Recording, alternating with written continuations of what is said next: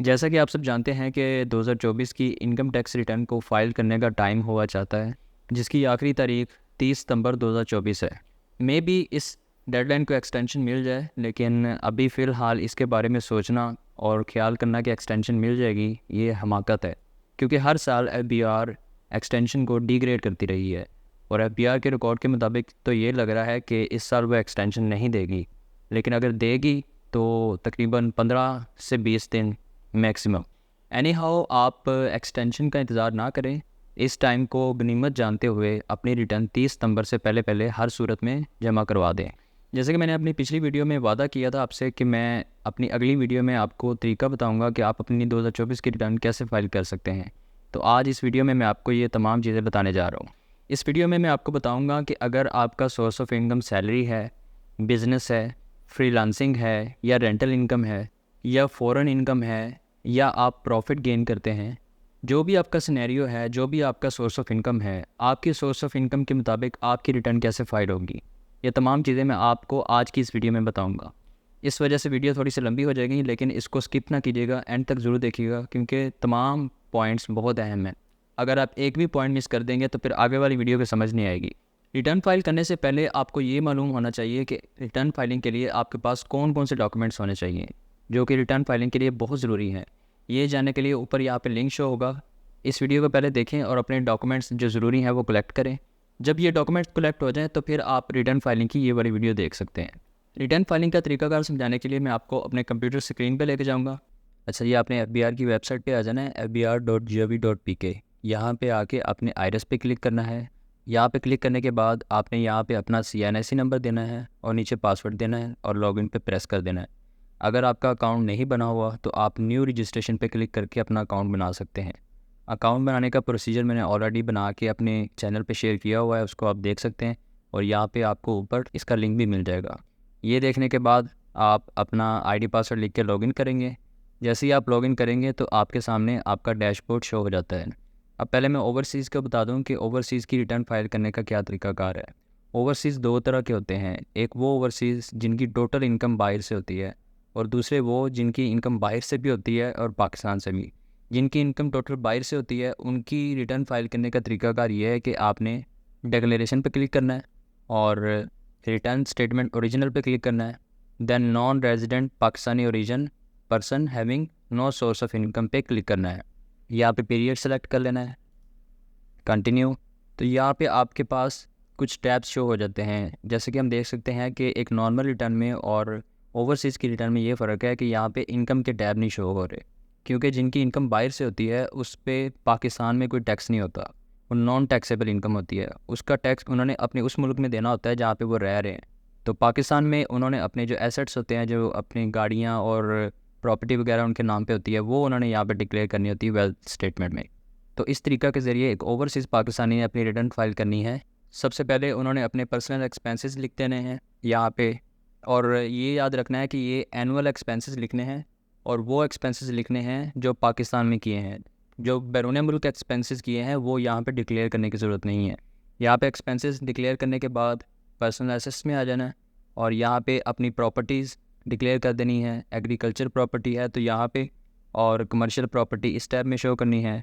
अगर कोई गाड़ी है तो यहाँ पे, तो ऐसे आपने चीज़ें डिक्लेयर कर देनी है, शो कर देनी है। ये करने के बाद आपने आ जाना रिकनसाइल टैब में, और यहाँ पे आके आपने अनरिकनसाइल्ड अमाउंट को देख लेना है कि यहाँ पे ज़ीरो हो। अगर वो ज़ीरो नहीं होगा तो उसमें कुछ ऐसी चीज़ें होंगी जिनको आपने सही तरह सेटल नहीं किया होगा। तो उन चीज़ों को पहले सेटल करें, और जब यहाँ पे देखें कि ज़ीरो हो चुका है, देन इसको ऊपर आके यहाँ पे सेव करके सबमिट कर दें। अब मैं आपको बताता हूँ कि ऐसा ओवरसीज़ पाकिस्तानी जिसकी इनकम पाकिस्तान से भी है और वो बाहर से भी इनकम ले रहा है, पाकिस्तान से उनकी इनकम रेंटल भी हो सकती है या कोई बिज़नेस में इन्वेस्टमेंट हो सकती है, तो उसके लिए आपने यहाँ पे क्लिक करना है नॉर्मल रिटर्न पे, पीरियड सेलेक्ट करना है। तो यहाँ पे आप देख सकते हैं कि तमाम टैब्स शो हो रहे हैं, लाइक सैलरी का टैब शो हो रहा है, प्रॉपर्टी इनकम का, बिज़नेस का, कैपिटल गेन, और वेल्थ स्टेटमेंट का तो मैंने आपको ऑलरेडी समझा ही दिया है। एक चीज़ याद रखिएगा यहाँ पे कि वेल्थ स्टेटमेंट तकरीबन तमाम रिटर्न्स में एक जैसी ही होती है, चाहे ओवरसीज़ की हो चाहे लोकल पाकिस्तानी की हो, तमाम की एक जैसा ही तरीकाकार होता है उसको सबमिट करने का। तो वो ओवरसीज़ पाकिस्तानी जिसकी पाकिस्तान में इनकम है उसको डिक्लेयर करना है। लाइक अगर वो प्रॉपर्टी रेंटल इनकम ले रहा है तो प्रॉपर्टी टैब में आके यहाँ पे उसका डिक्लेयर कर देना है। लेट्स सपोज अगर वो 10 लाख रेंट ले रहा है, 10 लाख लेके कैलकुलेट पे प्रेस कर देना है। फिर अगर देख लेना है कि उसका कोई टैक्स बनता हुआ तो वो पे कर देना है। टैक्स का आपको कैसे पता चलेगा, ये बहुत सारे लोग पूछते हैं। ये बहुत ही इंपॉर्टेंट पॉइंट है कि आप अगर अपनी इनकम का एवज देखना चाहते हो कि टैक्स कितना बनता है, तो आप यहाँ पे आएंगे टैक्स चार्जेबल में, और कंप्यूटेशन के टैब में आके आप नीचे देखेंगे तो यहाँ पे आपको एडमिटेड इनकम टैक्स के सामने लिखा नज़र आएगा आपका टैक्स जो भी बनता है इनकम पे। तो 10 लाख रेंट के एवज इनका जो टैक्स बन रहा है वो 15,000 है। अच्छा, अब यहाँ पे इनका ये करना है कि एट्रीब्यूट में आके इनका जो रेजिडेंस स्टेटस है उसको नॉन रेजिडेंट कर देना है। ये लाजमी करना है, इसी से पता चलेगा कि ये नॉन रेजिडेंट पाकिस्तानी है, अदरवाइज़ इसका कोई प्रूफ नहीं होता। तो इसके बाद आपने सबमिट कर देना है तो इनकी रिटर्न फाइल हो जाएगी। अच्छा, अब मैं आपको बताता हूँ कि एक सैलरी पर्सन की रिटर्न कैसे फाइल करनी है। सेम उसके लिए नॉर्मल रिटर्न पे आना है, पीरियड सेलेक्ट करना है, और यहाँ पे सैलरी टैब में आके उनकी सैलरी मेंशन कर देनी है। लेट्स सपोज मैं कहता हूँ कि 20 लाख एनुअल सैलरी है और कैलकुलेट प्रेस करता हूँ। अगर कोई अलाउंसेस है तो यहाँ पे मेंशन कर देने हैं, एक्सपेंडिचर यहाँ पे। तो इनका भी देख लेना है कि इनका टैक्स कितना बनता है, कंप्यूटेशन में आके इनका टैक्स देख लेना है। एडमिटेड इनकम टैक्स में यहाँ पे इनका टैक्स लिखा हुआ है, तो ये आपने टैक्स पे करके और वेल्थ स्टेटमेंट में इनके एसेट्स डिक्लेयर करके तो इनकी रिटर्न सबमिट कर देनी है। तो अगर किसी की सोर्स ऑफ इनकम बिज़नेस से है तो उनकी रिटर्न कैसे फाइल करनी है, उसके लिए आपने बिज़नेस टैब में आना है और यहाँ पे मैन्युफैक्चर एंड ट्रेडिंग में आके उनकी डिटेल्स देनी है। उन्होंने कितना ग्रॉस रेवेन्यू कलेक्ट किया यहाँ पे लिखना है। उनके सेलिंग एक्सपेंसेस अखराजात कितने थे, लाइक कमीशन दिया, ब्रोकरेज, किराया वगैरह दिया, और इसके अलावा उनका ओपनिंग स्टॉक कितना था, सैलरीज़ कितनी दी अपने अमले को, पेट्रोल पे कितना खर्चा हुआ, बिजली पे कितना। ये तमाम चीज़ें आपने यहाँ पे मेंशन करनी है। बिज़नेस पर्सन की रिटर्न कॉम्प्लिकेटेड होती है as compare to salary person के, क्योंकि सैलरी में जस्ट उसकी सैलरी होती है और अलाउंसेस वगैरह होते हैं, लेकिन बिज़नेस में उसकी कंप्लीट डिटेल्स होती हैं, उसके कारोबार के अखराजात, उसके मटेरियल के अखराजात, उसकी सेलिंग एंड परचेजिंग वगैरह, वो तमाम चीज़ें कैलकुलेट करनी होती हैं। तो ये ज़रा कॉम्प्लिकेटेड होती है, इसको आपने ज़रा ध्यान से करना है, तो इसीलिए इसकी फ़ीस भी थोड़ी सी ज़्यादा होती है as compare to salary person.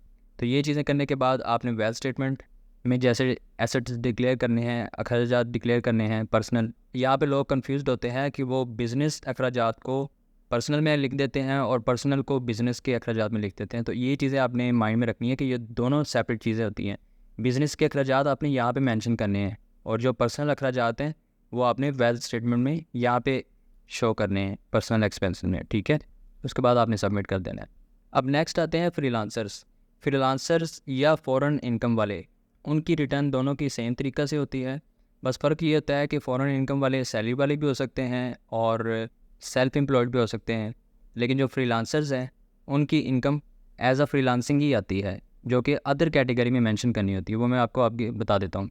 अब यहाँ पे एक और चीज़ समझ लें कि फ्रीलांसर्स भी दो तरह के होते हैं। एक वो फ्रीलांसर्स जो पाकिस्तान के अंदर सर्विसेज फ्राहम करते हैं और इनकम जनरेट करते हैं, उनकी इनकम सैलरी इनकम या बिज़नेस इनकम समझी जाएगी और उसको सैलरी या बिज़नेस के टैब में शो करवाया जाएगा।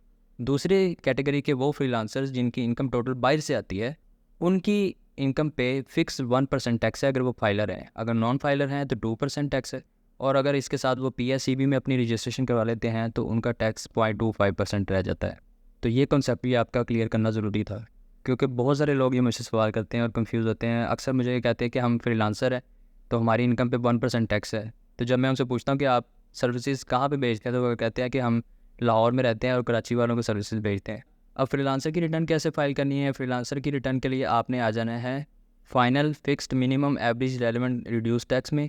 यहाँ पे आके आपने एक्सपोर्ट ऑफ सर्विसेज में उनकी इनकम लिखनी है। लेट्स सपोज मैं कहता हूँ 15 लाख,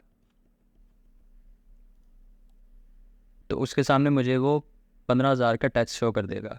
अब ये जो 15,000 टैक्स है, ये अगर तो आपके बैंक ने डिडक्ट किया हुआ तो फिर आप बैंक से सर्टिफिकेट लेके अपने रिटर्न में उसको एडजस्ट करवा लेंगे। अगर बैंक ने नहीं डिडक्ट किया तो ये आपकी रिस्पॉन्सिबिलिटी है इस टैक्स को पे करना, तो फिर आप इसको पे करवा के देन अपनी रिटर्न फाइल करेंगे। तो अब फ़ॉरेन इनकम सोर्स का देख लेते हैं कि उनकी रिटर्न कैसे फाइल करनी है। फ़ॉरेन सोर्स में आ जाना है और यहाँ पे आके आपने फ़ौरन सोर्स पे क्लिक करना है। अगर वो बायर से रेंट वसूल कर रहे हैं और वहाँ से इनकम जनरेट कर रहे हैं तो यहाँ पे लिखना है। अगर बायर उनका कोई बिज़नेस है, वहाँ से इनकम वो पाकिस्तान में लेके आ रहे हैं तो यहाँ पे लिखना है। और अगर कोई कैपिटल गेन है तो यहाँ पे फ्रीलांसर्स वाले और कोई और जो इस कैटेगरी में इनकम नहीं शो हो रही तो यहाँ पे लिख देनी है अदर सोर्सेज में। और अगर सैलरी इनकम है उनके बाहर से तो यहाँ पे मेंशन करनी है। तो इस पे लिखने के बाद जो उनका टैक्स बनता है वो पे करना है और देन वेल्थ स्टेटमेंट में अपनी एसेट्स डिक्लेयर करके तो रिटर्न सबमिट कर देनी है। अब नेक्स्ट आ जाते हैं एग्रीकल्चर इनकम। एग्रीकल्चर इनकम आपकी जो भी है आपने यहाँ पे मेंशन करनी है। और अगर उसके एवज़ आपने कोई प्रोविंस को टैक्स पेड किया है तो यहाँ पे लिख देना है। और एक चीज़ और आपने याद रखनी है कि एडजस्टमेंट टैब में आके आपने वो तमाम अपने टैक्सेस जो आपने पे किए हैं, लाइक आपने मोबाइल नेटवर्क में जो टैक्स पे किया था या बैंक ने अगर आपका कोई टैक्स डिडक्ट किया है तो वो आपने यहाँ पे लाजमी क्लेम करना है। उसका ये फ़ायदा है कि वो आपको डबल टैक्स नहीं पे करना पड़ेगा। अगर आपका कोई टैक्स बनता है तो उसमें से वो डिडक्ट हो जाएगा और जो टैक्स बचेगा वो आपको पे करना पड़ेगा। अच्छा, अब मैं आपको बता दूं कि जो लोग बैंक से प्रॉफिट लेते हैं वो ये पूछते हैं कि हम जो टैक्स पे करते हैं, जो हम प्रॉफिट गेन करते हैं, क्या हमारी वो इनकम कंसीडर होती है और आया कि हमारी इनकम पे मज़ीद कोई टैक्स बनता है या नहीं। जैसे कि मिसाल के तौर पे अगर 6 लाख से ज़्यादा अगर आपकी इनकम होती है तो उस पर टैक्स बनता है। तो अगर क्या मैंने 6 लाख से ज़्यादा प्रॉफिट गेन किया है तो क्या उस पर मुझे टैक्स देना पड़ेगा या नहीं। तो इसका जवाब ये है कि इसको इनकम नहीं बोलते, इसको प्रॉफिट बोलते हैं। और प्रॉफिट पे जो टैक्स की रेशो होती है वो सेपरेट होती है। जो फाइलर को 15% और नॉन फाइलर को 35% है, जो कि बैंक ऑलरेडी आपके प्रॉफिट में से डिडक्ट करके हुकूमत को जमा करवा देता है। आपकी ये रिस्पॉन्सिबिलिटी है कि बैंक से सर्टिफिकेट लेना है जो टैक्स उन्होंने डिडक्ट किया है आपका। उस सर्टिफिकेट के एवज़ आपने अपनी रिटर्न में उसको एडजस्ट करवा देना है। और उसको कैसे एडजस्ट करवाना है, आपने आ जाना है फाइनल फिक्स में। यहाँ पे आके आपने प्रॉफिट ऑन डेट में आना है। यहाँ पे आपने अपना IBN नंबर लिख देना है जो बैंक का अकाउंट का नंबर है, और बैंक का नाम यहाँ पे लिख के सबमिट कर देना है। यहाँ पे आपने अपनी टोटल जो प्रॉफिट आपने गेन किया है यहाँ पे लिख देना है। और यहाँ पे जो टैक्स की कलेक्शन बैंक ने की है वो यहाँ पे मेंशन कर देनी है। ठीक है, इसके बाद बाकी सारी चीज़ें वही है जो मैं ऑलरेडी आपको बता चुका हूँ। और इसके बाद आपने रिटर्न को सबमिट कर देना है। रिटर्न फाइलिंग की सर्विसेज मेरी लॉ फर्म के लेने के लिए आप नीचे व्हाट्सएप नंबर पे मैसेज करके रब्ता कर सकते हैं। Thanks for watching, see you in the next video. Allah हाफिज़।